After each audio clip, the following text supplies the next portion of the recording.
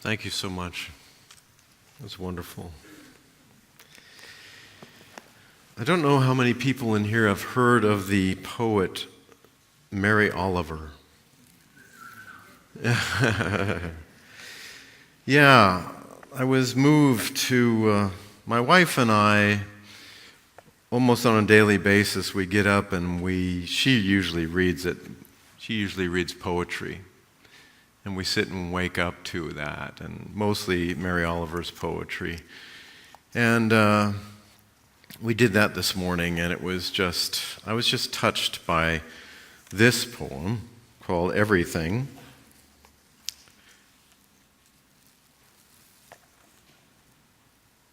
I want to make poems that say right out plainly what I mean, that don't go looking for the laces of elaboration, puffed sleeves. I want to keep close and use often words like heart and joy and soon, and to cherish the question mark and her bold sister, the dash. I want to write with quiet hands. I want to write while crossing the fields that are fresh with daisies and everlasting and the ordinary grass. I want to make poems while thinking of the bread of heaven and the cup of astonishment. Let them be songs in which nothing is neglected, not a hope, not a promise. I want to make poems that look into the earth and the heavens, and see the unseeable. I want them to honor both the heart of faith and the light of the world. The gladness that says, without any words, everything. I love her work because she has so much passion. And such a passion for observation of the human experience. And it's so rich and so wonderful in the age that we live in to be reminded of the subtleties of life and the beauty of life, the grasses and the flowers and the sky and the moon.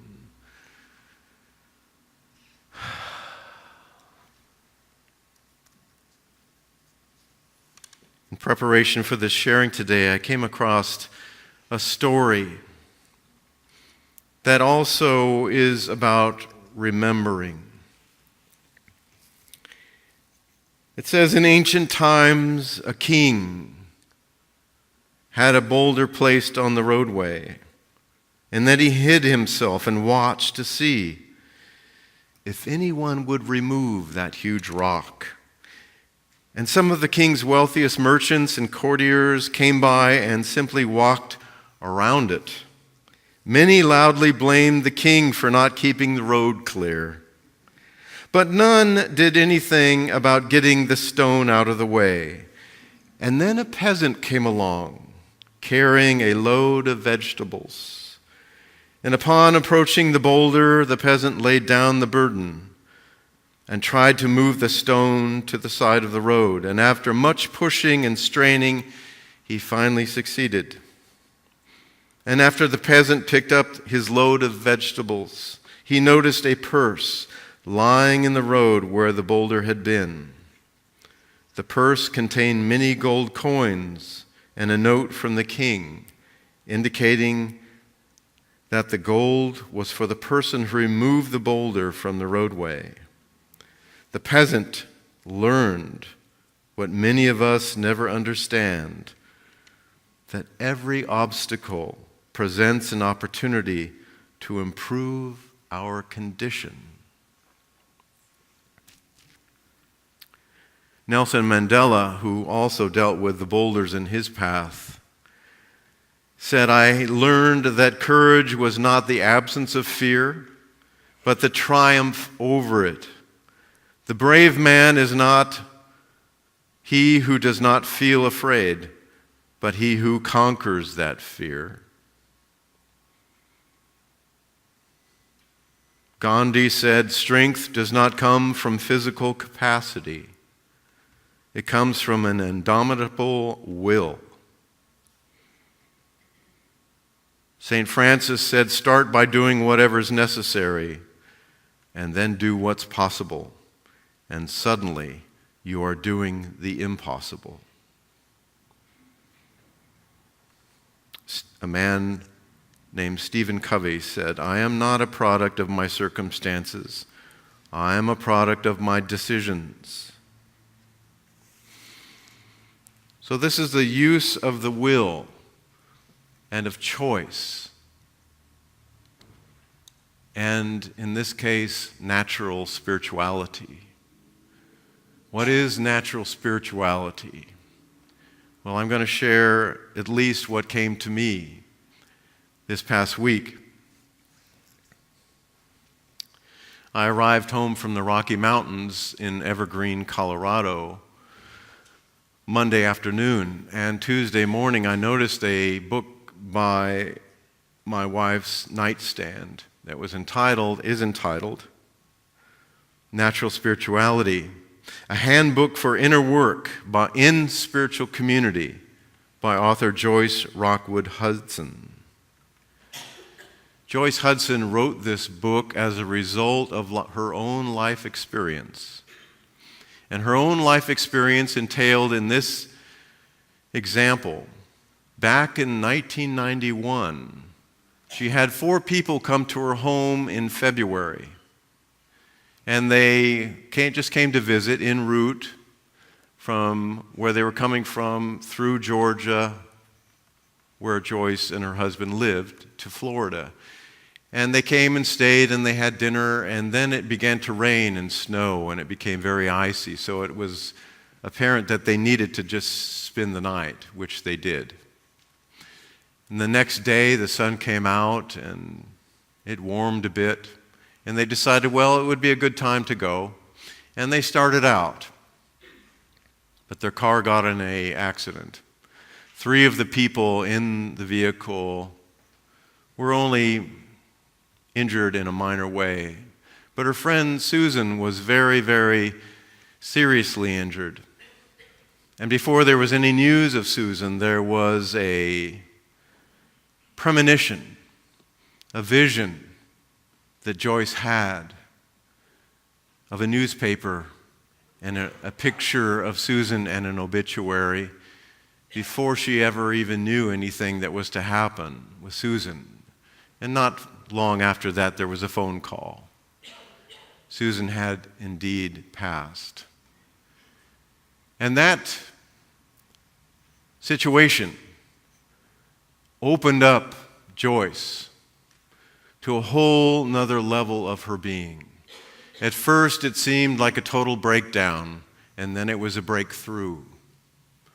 Over the months of her own grieving, she started to notice synchronicities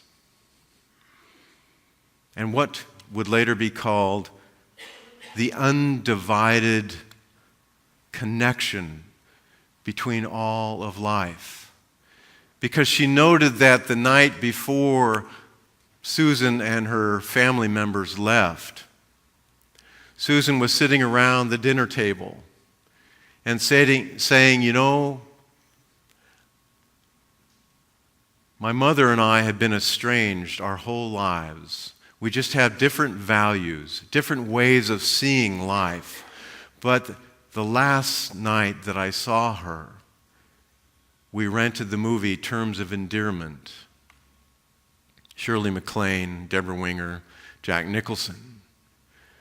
Shirley MacLaine and Deborah Winger had this very tense relationship, and Deborah Winger experienced a cancer, which brought the two of them together in a very, very powerful and deep way.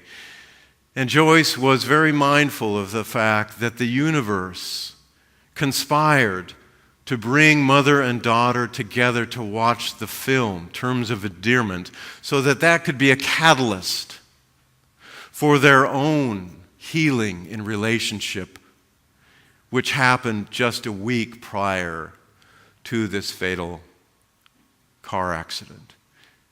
And Joyce really got it, that the whole of the universe is conspiring to be a beneficial presence for healing of relationship, for reconciliation, for the letting go of grievance and misunderstanding, and for people to see each other as they really are, as souls, as spiritual beings, and as loved ones.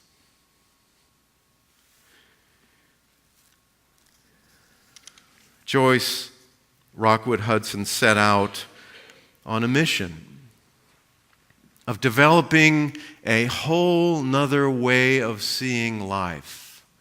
And she gravitated to the works of Carl Jung, Dr. Carl Jung, who dealt with and cultivated ideas around individuation, around synchronicity, around an undivided life, which were all born out of his own deep exploration into the unconscious. And that you and I are vast beings of great, great potential. But we hold ourselves almost in contempt at times because of our history and how we have been told that we should be more, better, or different. But all the while, underneath the boxes of the mind, there is this amazing actual self that Dr. Jung called a process of individuation. He says it is a process of transformation whereby the personal and collective unconscious are brought into consciousness by means of dreams and active imagination and free association to be assimilated into the whole personality. And I wanted to just share with you just a little bit of my experience in Evergreen, Colorado, just this past weekend. My friend Scott Smith and about 7 other people were gathered in this small room, and we were doing our own inner work. And Scott is a very, very gifted man, gifted in the ways of working with the inner self, the soul, and helping to release that which is not true. Shifting identity so that that which seems to be a divided life becomes an undivided life. The process of individuation. And he said at one point, my guidance is to offer an initiation. Those that are in this room can either accept it or not. But the initiation is to accept Christ consciousness. And I got all excited. I said, yeah, I'm on board. I want this. I want this because I have a fire in the belly for what that looks like. I've always wanted that. I remember when I was 16 years old reading the book, The Aquarian Gospel of Jesus the Christ. 16 years old, and I looked at that and I said, I want to do that. I want to be that. Well, as we all know, it is quite a process. But I accepted the initiation over the weekend. And so you might ask, well, what's that supposed to look like? Well, what I'm finding out is that this level of love is a very catalytic process that removes everything unlike itself so that what it is can be, to shine through, to be expressed.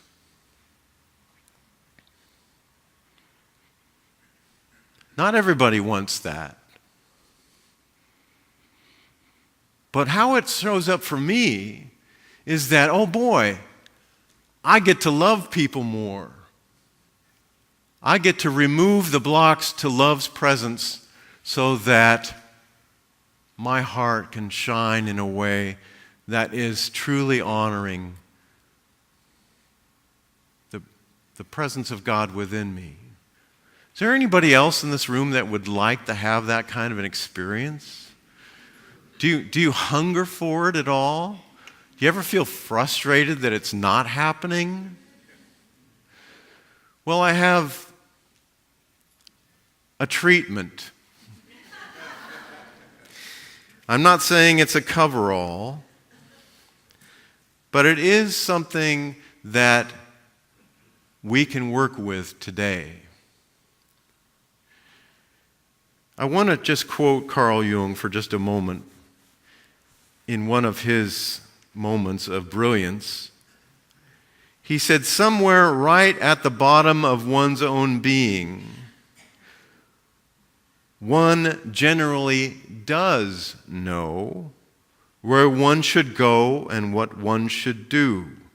But there are at times when the clown we call I behaves in such a distracting fashion that the inner voice cannot make its presence felt. And I thought about that word, the clown. Years ago, I was in a Sunday service in Sedona, Arizona, and there was a guest minister. I don't even remember who it was. But he said, you know, in a real interesting way, we're all bozos on the bus. And he said, visualize for just a moment a large school bus filled with bozos that look, I mean, they're all really dressed up to be the bozo. And it's really true that sometimes we just have to laugh at ourselves because we are clowns in a way. But at the same time, it's an interesting mix because at the same time, we are all sons and daughters of God, most high presence, most high divine being. So balancing two worlds seems to be what it is that is this life process.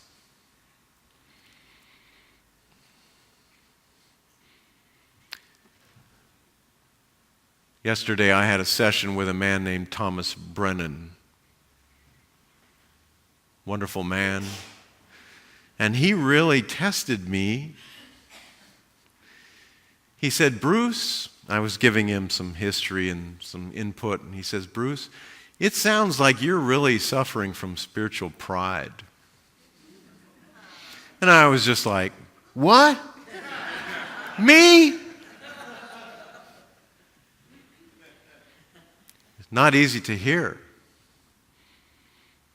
And he's very, very intuitive man. Very, very, it goes beyond, anyway. Powerful consciousness. And I sat there with that, and part of me was angry, part of me was embarrassed. And I was just like, wow, spiritual pride. Wow. Because on this whole initiation into Christ consciousness, everything unlike itself will come up for healing. And boy, has it hit the fan this last week. Over and over and over again, every day. And it's all about It's all about surrendering. It's not that I have to identify with being a spiritually prideful person, but that's the next piece that needs to come up and be seen and felt and released. And it was a safe container for us to sit in and have that kind of conversation. And I felt a part of myself kind of dodging it, well, let's talk about something else. I don't really want, that's hitting too close to home, Thomas. But it was true in a relative sense. And I can share that with you because in a way we all have this going on. We think sometimes we're more or better than somebody else. And these are all egoic veils that need to be looked at and loved. And it's about change. And the tool that I want to share with you today is called an acrostic. And I did this acrostic for my first name, and you can do this later with your own name. But I did an acrostic for the word change. Because this whole process that you and I are in, to whatever degree you choose to sign up for it, requires change. Individuation requires change. It requires a whole lot of love and care. And that is the first word within the acrostic for change is C, care. We have to exercise a whole lot of self-care and self-love on this spiritual path, do we not? It requires of us to love ourselves and to feel our own worth. Because if we don't, we're just going to compare ourselves with other people. But it takes a lot of self-care and self-love. H, healing. An intention for change is healing. And it is correction. And the spirit within us, which, we can call Christ consciousness, and I would really like to take the whole mystery out of that lofty idea and put it aside. Christ consciousness is actually our natural state. It is our natural spirituality. And the sooner we accept that, the better. Because we've been operating in a world of contrived images that we have accepted that say, oh, we're just our personality, or we're just so-and-so. We're not really special. Well, in a sense, we're not special, but in a sense, we're very special. And the healing that can take place through that is very, very important. CHA. A equals autonomy. Now, when you experience Christ consciousness, you're not being affected by voices around you. You are standing within your own sovereignty of self. And you're standing within your own power. On Saturday, at this retreat, there was a very interesting hour-long time. It was a mixture of lots of different activities and different things going on. But I remember sitting in a chair and I wanted my spine to be really straight, and I had my arms on my legs. And I just had this powerful feeling come over me. And it lasted for a whole hour. And it was like there was something that was being shifted and changed within. And it felt really, really good. I felt like I had drawn back all of the parts of self into that moment. and I was sitting, and there was an integration that was taking place. Can anybody relate to this process? I don't want to get too weird on you. But weird, as we have talked about in the past, is a Welsh word that means having one foot in spirit and one foot on the earth. Weird means a balance between two worlds. So autonomy, interdependence with others, total dependence upon God. Interdependence with others, total dependence upon God. Spirit, whatever you want to call it. N equals necessary. We have to ask ourselves in the place of discernment, is everything that we're doing and up that we're investing ourselves in spiritually, is it necessary? Or are we distracting ourselves with spiritual materialism? Or are we doing it because we should? Is it necessary for your unfoldment?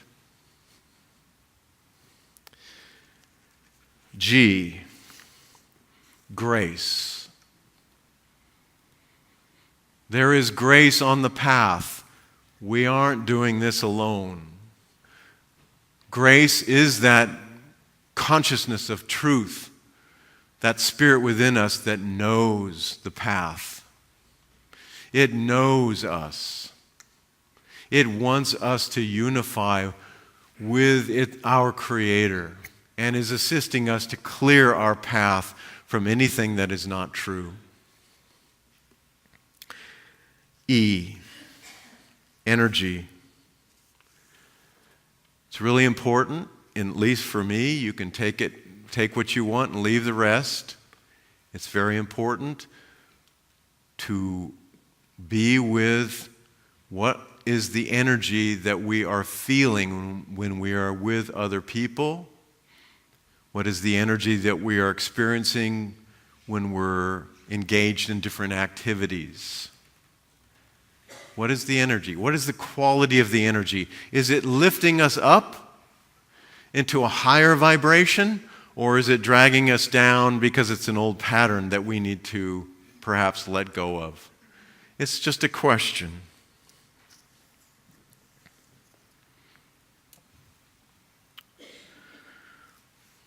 So I want to conclude with another poem by Mary Oliver. It's called Song of the Builders. On a summer morning, I sat down on a hillside to think about God, a worthy pastime. Near me, I saw a single cricket. It was moving the grains of the hillside, this way and that way. How great was its energy, how humble its effort. Let us hope it will always be like this, each of us going in our inexplicable ways, building the universe. So today, when you leave here, the invitation is that you are building the universe. We all are. Building your own inner universe and contributing to what Carl Jung called the collective universe, the collective consciousness. And that we're all stewards of that. We all have boulders in our road. But if we diligently remove those boulders, underneath is a bag of gold, the essence of what it is that we are. Thank you.